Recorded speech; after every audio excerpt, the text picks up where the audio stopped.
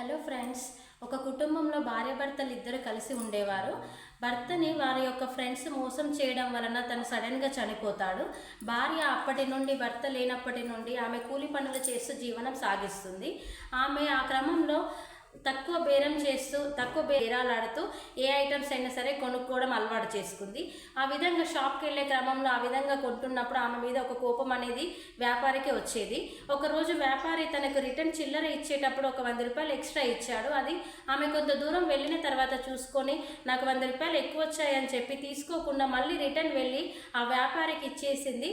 ఆ విధంగా ఇచ్చేసినప్పుడు, ఏంటి నువ్వు 10 రూపాయలు 5 రూపాయలకు, 5 రూపాయలు 4 రూపాయలకు అడుగుతావు కదా, ఈ 100 రూపాయలు నీకే అని చెప్పి తీసుకోవాలి కదా, మళ్ళీ ఇంత దూరం వచ్చి నువ్వు ఇస్తున్నావేంటి, దీనికి కారణం ఏంటి అని చెప్పి వ్యాపారి అడుగుతుంది.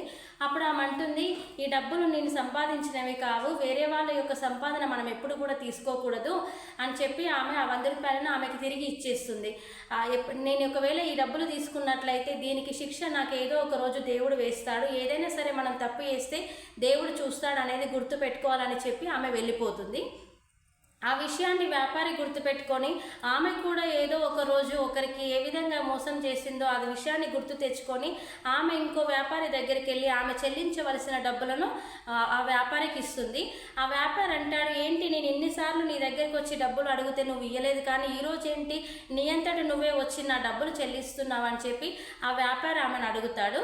అప్పుడు ఆమె అంటుంది, మనం ఎవరినైనా సరే మోసం చేయకూడదు, మనం చేసే మోసాన్ని చుట్టుపక్కల వాళ్ళు కాకుండా దేవుడు మాత్రం ఎప్పుడు కూడా గమనిస్తూ ఉంటాడు, దానికి మనం ఏదో ఒక రోజు శిక్ష అనుభవించాల్సి వస్తుంది, కాబట్టి ఎప్పుడు కూడా ఎవరిని మోసం చేయొద్దు, అందుకే నీ డబ్బులు నీకు చెల్లిస్తున్నాను అని చెప్పి ఆమె వెళ్ళిపోతుంది. అప్పుడు ఆ వ్యాపారస్తుడు, అవును కదా ఇది నిజమే, నేను కూడా ఒకప్పుడు నా ఫ్రెండ్ను మోసం చేశాను, ఇది తప్పు కాదా, నన్ను కూడా దేవుడు చూస్తాడు, నేను ఇలాంటి పనులు చేయొద్దు అని చెప్పి ఆ వ్యాపారస్తుడు తన ఫ్రెండ్కు చేసినటువంటి మోసాన్ని గుర్తు చేసుకొని తనకి ఇవ్వాల్సిన డబ్బులను వడ్డీతో సహా లెక్కగట్టి ఆ డబ్బులు తీసుకెళ్ళి వాళ్ళ ఫ్రెండ్ దగ్గరికి వెళ్ళి ఇస్తాడు. కానీ అప్పటికి వాళ్ళ ఫ్రెండ్ చనిపోయాడు, కాబట్టి వాళ్ళ ఫ్రెండ్ వాళ్ళ భార్యకి ఆ డబ్బులను చెల్లిస్తాడు. మీరేంటి నా భర్త ఉన్నప్పుడు మోసం చేసి అప్పుడు చెల్లించిన డబ్బులు ఇప్పుడు ఇస్తున్నారని చెప్పి ఆమె అడుగుతుంది. అప్పుడు ఆ వ్యాపారస్తుడు అంటాడు, మనం చేసే మోసాన్ని చుట్టుపక్కల వాళ్ళు కాకుండా దేవుడు ఎప్పుడైనా సరే గమనిస్తాడు, కాబట్టి ఎవరిని మోసం చేయొద్దు అనేది నాకు ఈరోజే అర్థమైందమ్మా, అందుకే నేను నీ డబ్బులు నీకు తిరిగి చెల్లిస్తున్నాను అని చెప్పి క్షమించమని అడిగి ఆమె డబ్బులను ఆమెకి ఇచ్చేసి క్షమాపణ అడుగుతాడు.